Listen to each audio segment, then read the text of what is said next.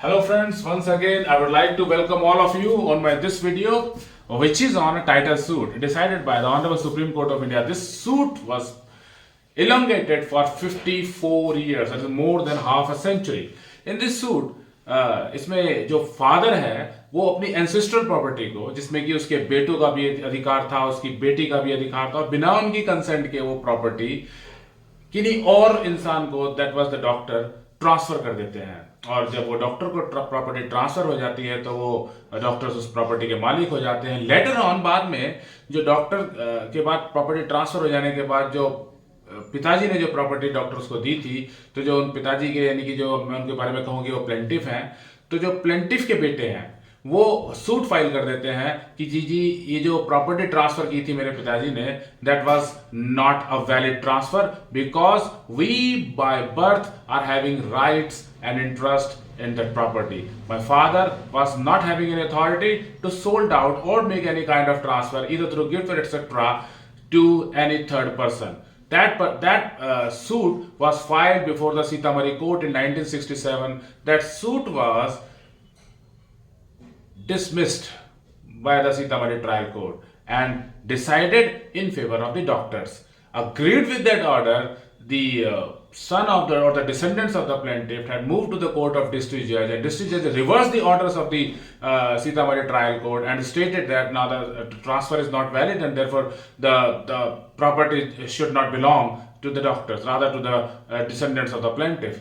तो इस बात से अग्रीव होकर के डॉक्टर्स अपील कर देते हैं हाई कोर्ट में, और high court Patna high court जो है वो अपहेल्ड करता है डिस्ट्रिक्ट कोर्ट के ऑर्डर्स को। Agreed with this order, descendants of doctors had filed appeal to the Honorable Supreme Court of India, and the Honorable Supreme Court of India, while entertaining that appeal for 12 years, had decided in favor of the doctors. Now, two situations are emerged out from that. One situation is pendency of the suit for 54 years. इसलिए अखबारों में सुर्खियां बटोरी suit ने कि supreme court ने अपना सबसे पुराना केस जो आज तक पेंडिंग था वो डिसाइड किया। और दूसरी एक और चीज जो यहां पर निकल कर सामने आई, जस्टिस खानविलकर ने ये केस डिसाइड किया है कि जो फादर है वो बिना अपने बच्चों की, सन की, डॉटर्स की, ग्रैंडसन, ग्रैंडडॉटर्स की कंसेंट के बिना एंसेस्ट्रल प्रॉपर्टी को ट्रांसफर कर सकता है। सेक्शन 254 हिंदू लॉ का हवाला दिया गया और यह कहा गया कि अगर प्रॉपर्टी किसी एंसेस्ट्रल डेब्ट को पे करने के लिए बेची जाती है या ट्रांसफर की जाती है तो वो ट्रांसफर वैलिड होगी, वो प्रॉपर्टी का बेचना वैलिड होगा, बिना इस बात के कि बेटों की या बेटियों की कंसेंट उस पैतृक संपत्ति को बेचते वक्त नहीं ली गई। और ये पैतृक संपत्ति can be movable as well as immovable friends, यानी कि चल संपत्ति भी हो सकती है और अचल संपत्ति भी हो सकती है।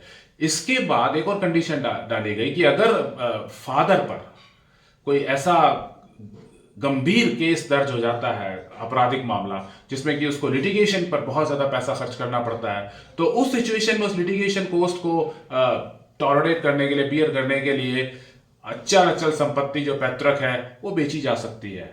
यहां पर एक कंडीशन है कि अगर पैतृक संपत्ति बेची गई है और पैतृक कर्जे के लिए बेची गई है तो उस सिचुएशन में पैतृक कर्जा जो है वो जायज होना चाहिए, नैतिक होना चाहिए, गैर कानूनी कर्जा नहीं होना चाहिए। यहां पर ये भी इंपॉर्टेंट है।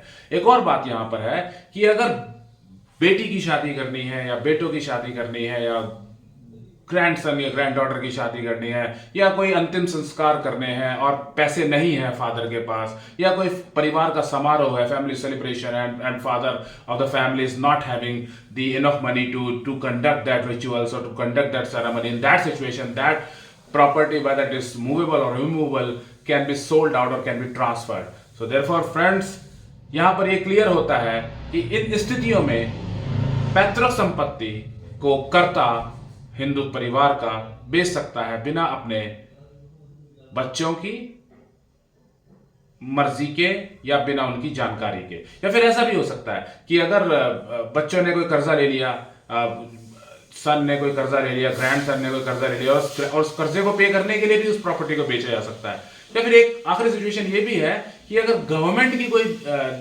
लेनदारी उस प्रॉपर्टी के ऊपर है नहीं, कुछ ड्यूज है गवर्नमेंट के और वो ड्यूज पे नहीं किए जा सकते उस प्रॉपर्टी पर, तो उन ड्यूज को पे करने के लिए भी उस प्रॉपर्टी को बेचा जा सकता है। तो इस स्थिति के अंदर यहां पर एक टाइटल क्लियर हो जाता है इस जजमेंट के साथ ही कि पैतृक संपत्ति कर्ता बेच सकता है बिना अपने परिवार की रजामंदी के, बिना उनकी इजाजत के।